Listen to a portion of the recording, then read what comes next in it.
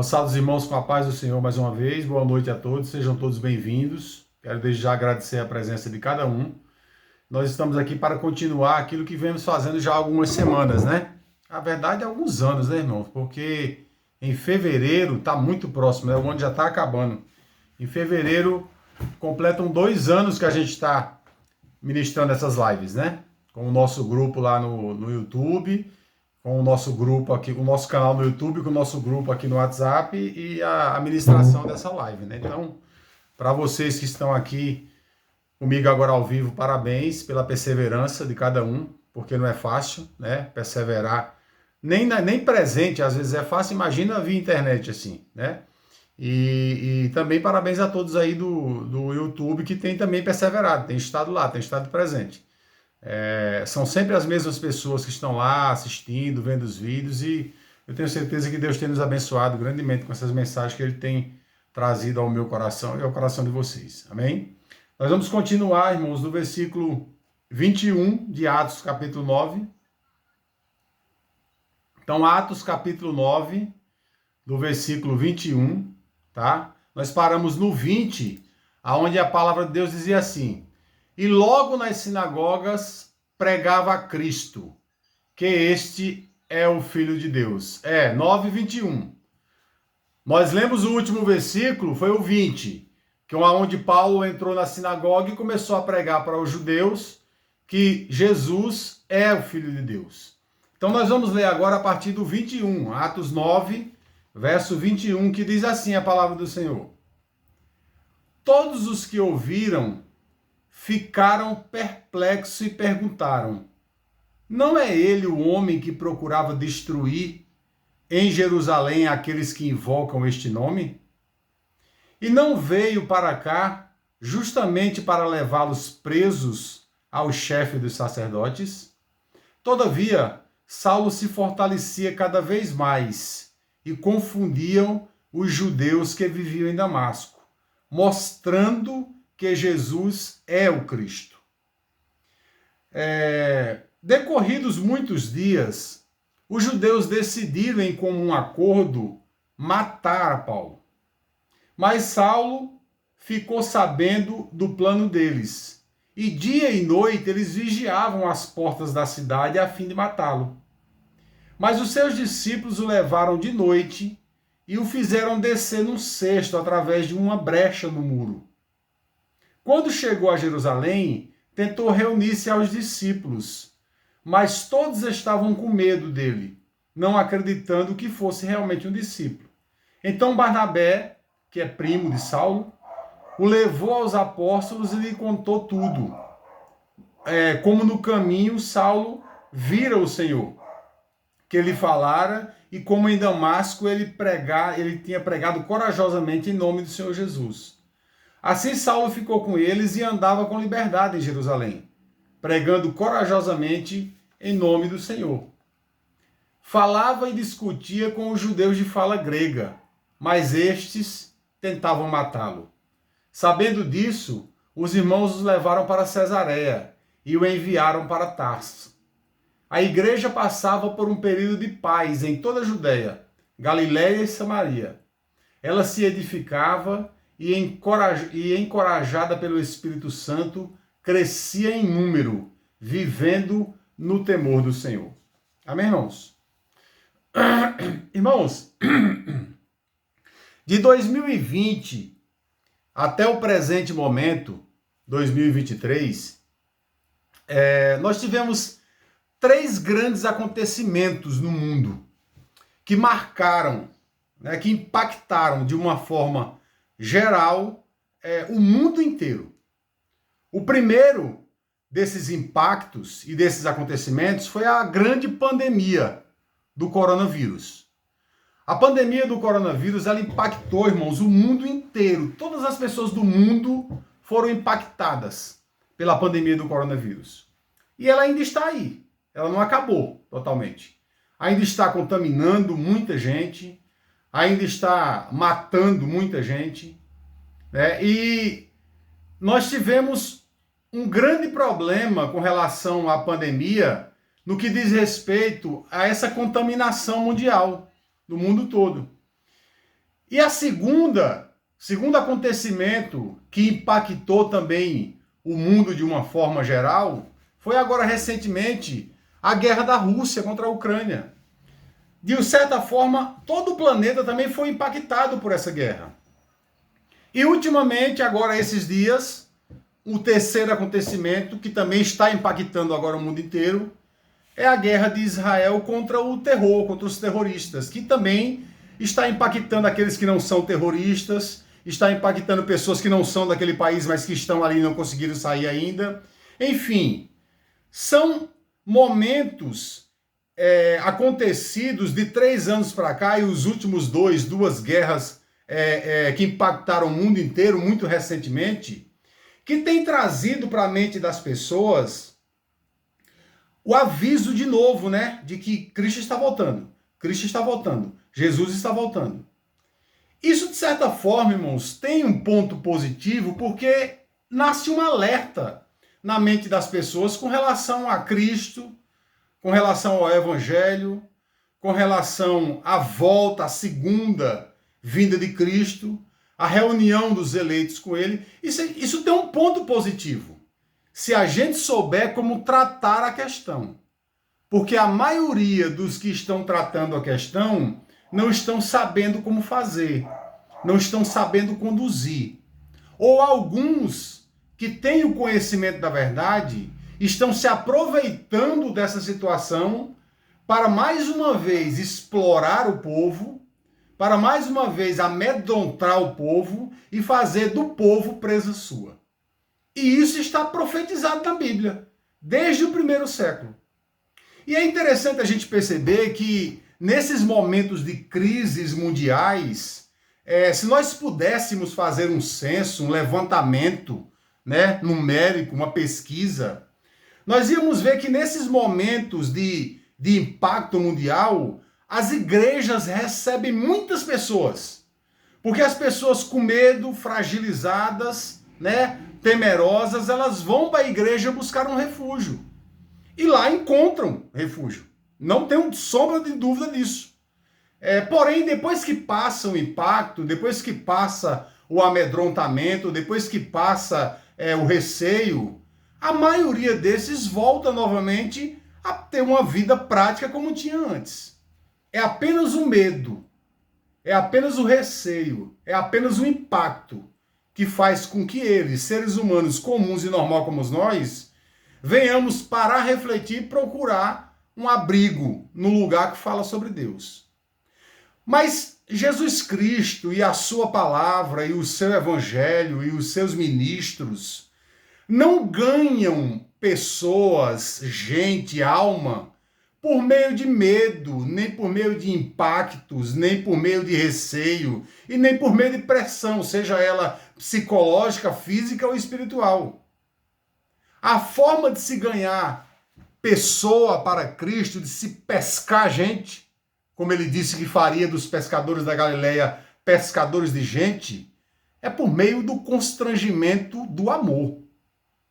É preciso amar a Cristo e não temer o mal. É preciso desenvolver no coração um amor a Deus. Um amor a Deus por tudo que ele fez e por tudo que ele está fazendo e por tudo ainda que ele vai fazer. Independente dos acontecimentos e dos impactos mundiais que esses acontecimentos venham ter. Porque Deus trabalha de forma, irmãos, milagrosa. Deus confunde os sábios. O poder dos homens não é nada diante de Deus. Então aqueles que de fato estão com o Senhor, aqueles que de fato amam ao Senhor, eles não temem nada, nem mesmo a morte. Quando eu digo não temem, não é que a gente não sinta por morrer, ou não sinta por deixar parentes, ou não sinta quando alguém vai. Mas nós sabemos e temos certeza e plantamos no coração uma fé de que há algo muito melhor para nós diante de Deus do que aqui diante dos homens. Era isso que Paulo pregava o tempo todo. Me é necessário ficar aqui porque a igreja precisa de mim. Mas se eu for, é incomparavelmente melhor estar com Cristo do que estar no mundo. Porque para mim o viver é Cristo e o morrer é ganho, é lucro.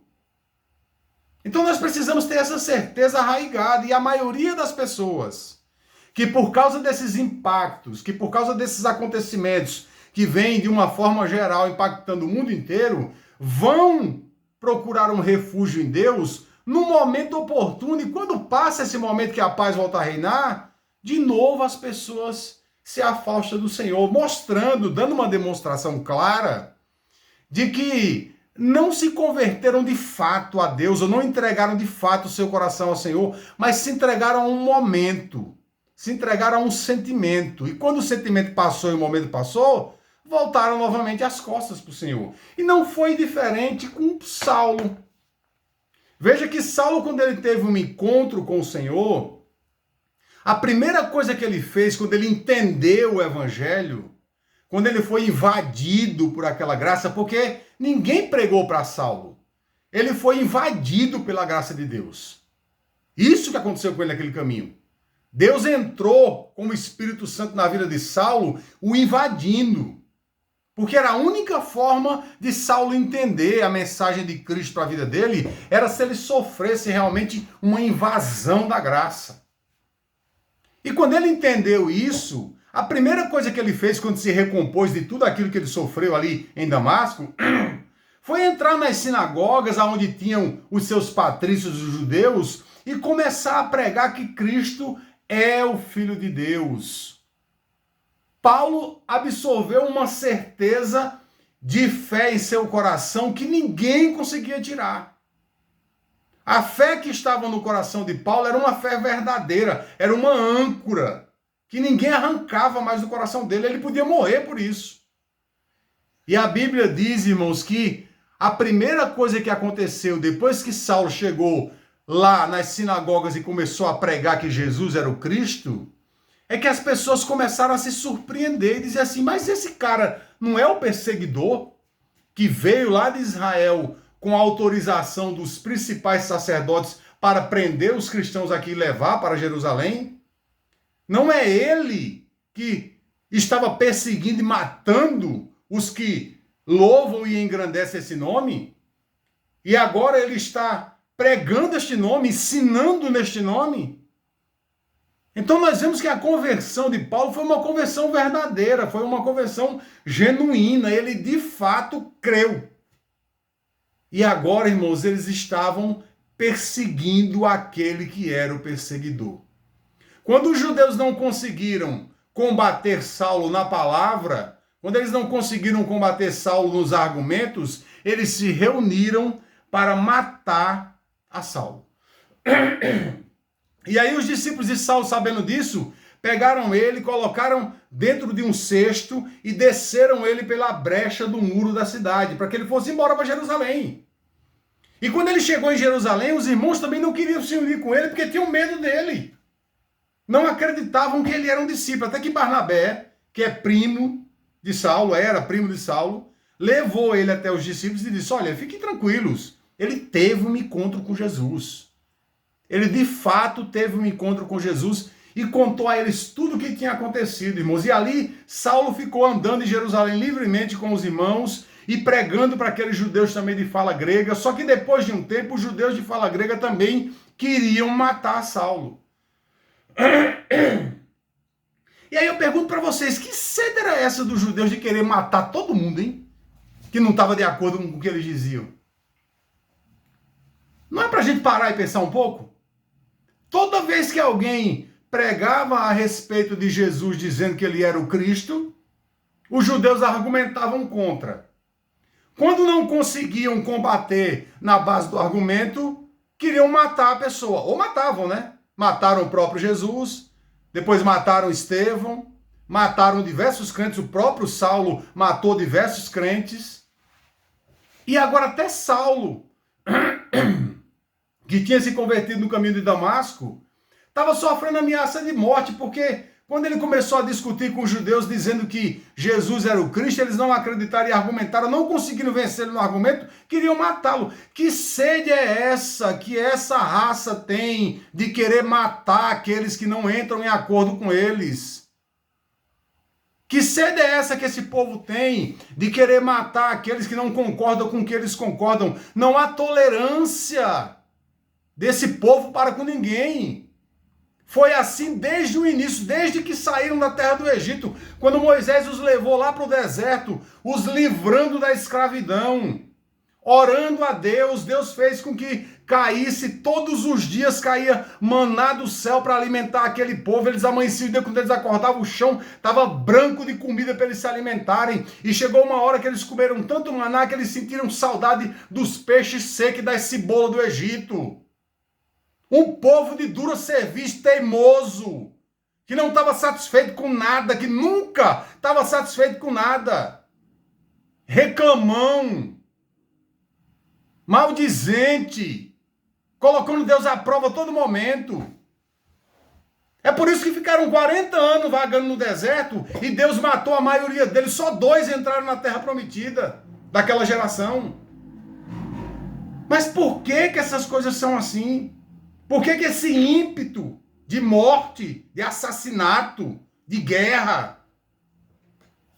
Lá no Evangelho de João, Evangelho segundo João, no capítulo 19, do verso 15 ao 19, está escrito o seguinte: Tira, crucifica-o, disse-lhe Pilatos, hei de crucificar o vosso rei? Olha, irmãos, um governador romano, pagão, adorador de deuses estranhos, quer devolver Jesus à nação de Israel porque ele estava sendo julgado. E eles disseram, tira daqui, tira, crucifica-o. E o rei, um governador pagão, perguntou para eles, hei de crucificar o vosso rei? Olha a resposta que eles deram a Pilatos. Responderam os principais sacerdotes. Não foi o povo comum, não. Foram os principais sacerdotes que responderam a Pilatos. Não temos rei senão a César. Nós não temos rei senão a César. O que eles estavam querendo dizer era, Jesus não é o nosso rei. César é o nosso rei. Então, consequentemente, entregou-lhes para que fosse crucificado. E tomaram Jesus e o levaram. E levando ele às costas a sua cruz, saiu para o lugar chamado Caveira, ou Gólgota, que em hebraico se chama Gólgota, onde o crucificaram. E com ele outros 2, um de cada lado, e o Senhor Jesus no meio. Ele estava ali sendo julgado e Pilatos não entendia porque ele estava o tempo todo pregando que ele era o Messias, o enviado de Deus. E o governador romano diz, olha, eu vou crucificar o rei de vocês. E eles disseram, nós não temos outro rei, senão a César. Negaram a Cristo. Negaram a Cristo o tempo todo. E Jesus disse isso lá em Mateus 24, eles irão me negar, eles irão apostatar da fé, o amor irá se esfriar.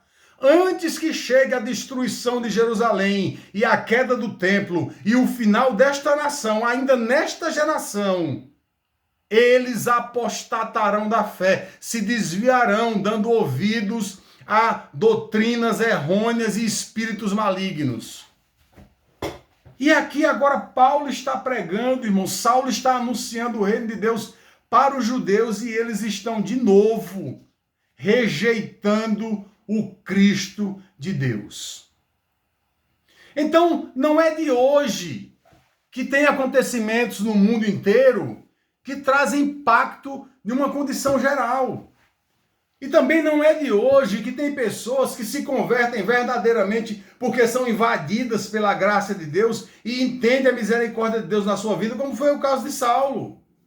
E também não é de hoje que existem pessoas que entendem o evangelho, mas não o aceita. Mas não o aceita porque prefere estar com os reis do mundo. Preferem a nobreza dos reis do mundo. Preferem o conforto dado pelos reis do mundo. Não querem sofrer a pena de estar debaixo de uma condenação humana mas está acima numa aprovação divina, preferem ficar com os reis do mundo. E assim eles vão de mal a pior, um dia após o outro, sempre tratando das coisas mundanamente. Então não é estranho, para mim não é estranho que em momentos como esse, as igrejas, num contexto geral, encham. Fiquem lotadas de pessoas. Como eu disse, se desse para fazer um censo, nós íamos ver que o número aumenta muito nessas épocas de crise. Eu já disse isso no passado e vou repetir aqui agora. Os grandes templos do Brasil, como a Assembleia de Deus do Brás, como a Assembleia de Deus do Belém, como a Igreja Universal do Reino de Deus, como a Igreja Mundial do Poder de Deus, e outras tantas que são famosas na televisão, por que elas não estão erguidas? Por que esses templos não estão erguidos lá nos Jardins, que é um lugar rico, que é um lugar nobre? Por que eles não estão erguidos lá no Itaim Bibi? Por que eles não estão erguidos lá na Faria Lima, aqui em São Paulo? Por quê? Por que eles estão erguidos lá no Brás? Porque o Brás é o coração da miséria do Brasil, quiçá do mundo. Tem gente mendigando e sofrendo uma pobreza terrível naquele lugar, gente do mundo inteiro. E esses templos estão instalados ali porque eles vivem da miséria do povo. Eles vivem da miséria do povo. E é por isso que as pessoas não queriam Saulo lá em Jerusalém depois que ele se converteu, porque Saulo estava denunciando isso. Saulo estava denunciando os sacerdotes, Saulo estava denunciando os principais, porque eles viviam da miséria do povo. Exploravam o povo pelo medo, pelo receio, pelo julgamento da condenação. Mas não foi assim que Jesus fez com Saulo. Jesus devia ter feito com Saulo exatamente o que ele fez com Estevão. Quando ele caiu no chão naquela estrada de Damasco, Jesus ele podia ter pego uma pedra bem grande e ter esmagado a cabeça de Saulo. Ele podia fazer isso. Ele pode fazer.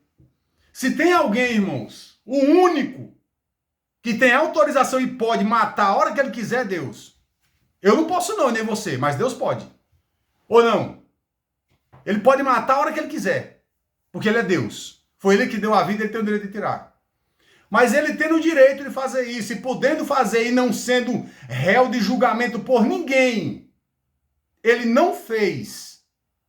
Ele disse: Saulo, duro é para ti recalcitar contra os grilhões, mas entra na cidade porque te dirão o que fazer. E quando o Senhor apareceu a Ananias, disse para Ananias: este é para mim, se dirigindo a Saulo, um vaso escolhido. Mesmo com toda a ruindade e desumanidade e maldade do coração de Saulo, Jesus o havia escolhido para uma grande obra. Então nós precisamos, irmãos, nos atentar para esse fim. De que Jesus é aquele misericordioso. De que Jesus é aquele bondoso, cheio de compaixão, cheio de amor. Mas nós precisamos entender também que haverá um julgamento. Haverá um final para todas as coisas. Haverá um clímax. E o que está acontecendo agora no mundo, com todas essas revoluções e guerras, isso não é o fim. E nem é a segunda vinda de Jesus. Mas ele virá uma hora. E quando ele vier, João Batista disse desde o início que ele tem na sua mão a pá, aonde ele limpa a eira do Senhor, juntando toda a palha e queimando em fogo inextinguível e guardando o trigo no celeiro. Então nós precisamos estar preparados para esse julgamento. E como é que eu me preparo para isso? É confiando no Senhor, é entregando minha vida a Ele, é parando de autoflagelo, de me julgar, de me condenar, e parar também de fazer isso com o outro, parar de julgar o outro, apontar, condenar. É como disse São Francisco, é amar mais do que ser amado. É proteger mais do que ser protegido, é pensar no outro. Fazer a sua parte como ser humano na Terra. E a Bíblia diz, irmãos, que Jerusalém e a igreja estavam em paz. Teve um momento, um tempo de paz ali, enquanto Saulo tinha deixado toda aquela maldade, aquela perseguição e estava agora pregando o evangelho, a igreja passou por uma paz, por um período de paz. Vamos continuar lendo aí, do versículo 32. Viajando por toda parte, Pedro foi visitar os santos que viviam em Lida. Ali encontrou um paralítico chamado Enéas, que estava acamado fazia 8 anos. E disse-lhe Pedro: Enéas, Jesus Cristo vai curá-lo. Levante-se, arrume a sua cama. E ele se levantou imediatamente. Todos os que viviam em Lida e em Sarona o viram e se converteram ao Senhor.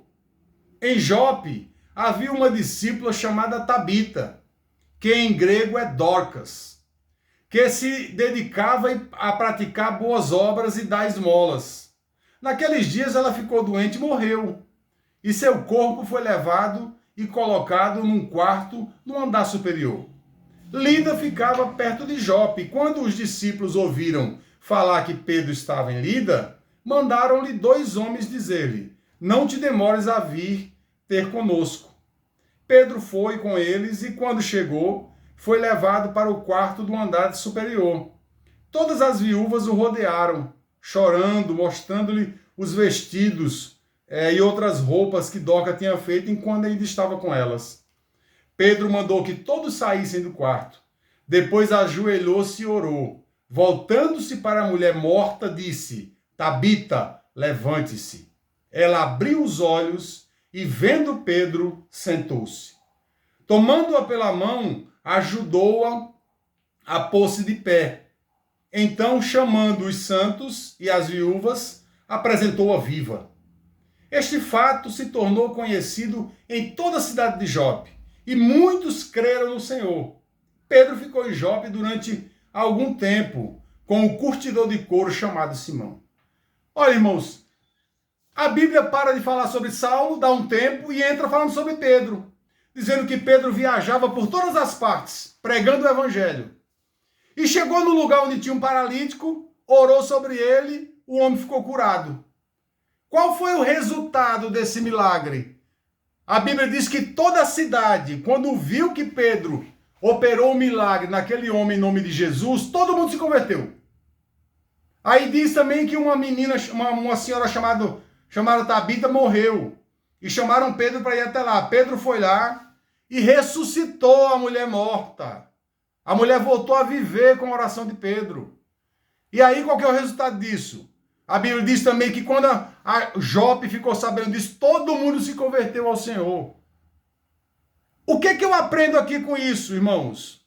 É que não é através de medo, nem através de guerra, nem através de pandemia, nem através de doença. Eu não posso me aproveitar desses acontecimentos que impactam o mundo para chamar pessoas para Cristo. Venha porque a pandemia está aí. Venha porque a guerra está aí. Venha porque o mal está aí. A igreja parou de fazer milagre porque parou de acreditar, porque parou de ser movida pelo vento, parou de ouvir o Espírito Santo e quer botar um remendo no lugar da fé. Quer trazer o povo assustado para a presença de Deus. Irmão, é com milagre que se convence as pessoas a vir para Deus. É com boas obras, como fazia Tabita, que se convence as pessoas a vir para Deus. É com o bem, não é com o mal. Não é anunciando o mal, catástrofes, maldade, guerra, morte, anticristo, grande tribulação, sinal da besta. Não é assim que se convence as pessoas a Cristo. Isso não convence ninguém a vir a Cristo, pelo contrário. Isso só amedronta as pessoas, deixam elas num estado pior do que elas estavam antes. É com milagre, é com oração, é com boas obras, é com incentivo à fé. É com isso que se ganha almas para o Senhor. É com a pregação do evangelho genuíno. E não com essa pregação de sistema religioso. aonde você tem que vir e tem que mudar toda a tua vida. Tem que esquecer todos os teus.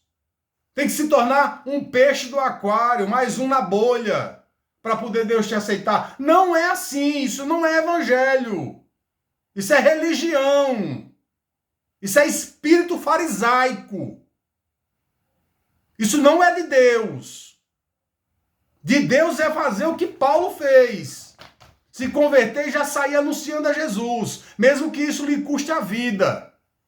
De Deus é fazer o que Pedro fez. Quando viu que tinha paz, saiu pregando em todas as cidades e se ajoelhava e orava no morto, e o morto ressuscitava, e orava no doente, e o doente que se era curado, orava no aleijado, o aleijado andava, e anunciava dizendo: Enéas, Jesus te cura, não sou eu, é Jesus que te dá saúde, é Jesus que te cura. É isso que a gente tem que anunciar. Porque o Jesus ainda é o mesmo, e a Bíblia diz lá em Hebreus que ele é o mesmo ontem, hoje e será eternamente. Ele não morreu, mas ressuscitou, está vivo. E continua operando maravilhas. E a maior maravilha que ele pode operar na vida de alguém é fazer o que ele fez com Saulo, invadir essa pessoa com a graça. Então vamos continuar anunciando esse Jesus.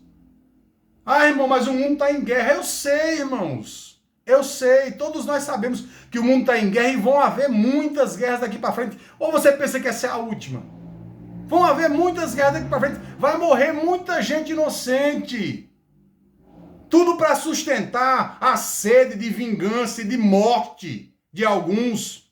Ou tudo para sustentar a sede de riqueza e de soberba de outros.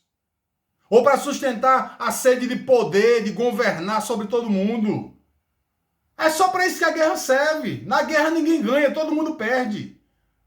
Como diz Edson Gomes, um cantor baiano de reggae, o campo de batalha cheira a morte. O campo de batalha cheira a morte. Você vai para lá para brigar com alguém que você nunca viu, que não te fez nada. Você vai para lá para morrer por nada. E a família fica te esperando com a esperança de que você volte e nem sempre volta. Então a guerra não é boa em época nenhuma. O extermínio de gente, de pessoas, não é bom em época nenhuma. E muito me admira quem sofreu extermínio e agora está querendo exterminar os outros. Então vamos nos apegar ao Evangelho. Vamos nos apegar ao amor. Não deixe que nenhum discurso que não se pareça com Cristo engane o teu coração e a tua mente.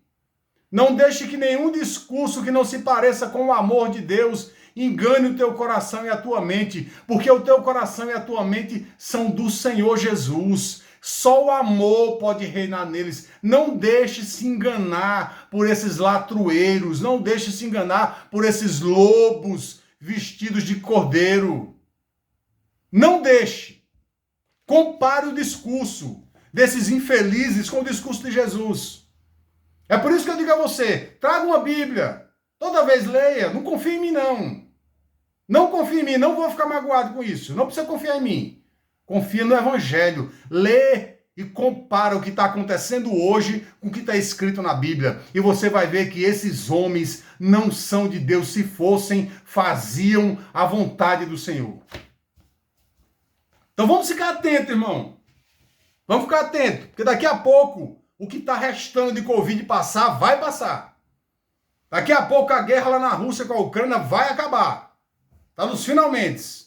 Daqui a pouco essa guerra de Israel contra os terroristas também vai acabar.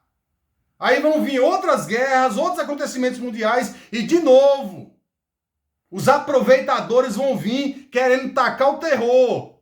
Que é para você ir para a igreja, sabe para quê? Para dar dízimo, para dar oferta, para encher o bolso deles de dinheiro. Porque é disso que eles pensam, é nisso que eles se apoiam, é isso que eles querem. Vamos ficar atentos, porque o que nós precisamos verdadeiramente é da presença do Senhor. É a única coisa que nos interessa e é a única coisa que nós precisamos de fato, é a presença do Senhor. O resto é resto. Amém? Que Deus abençoe a igreja em nome de Jesus.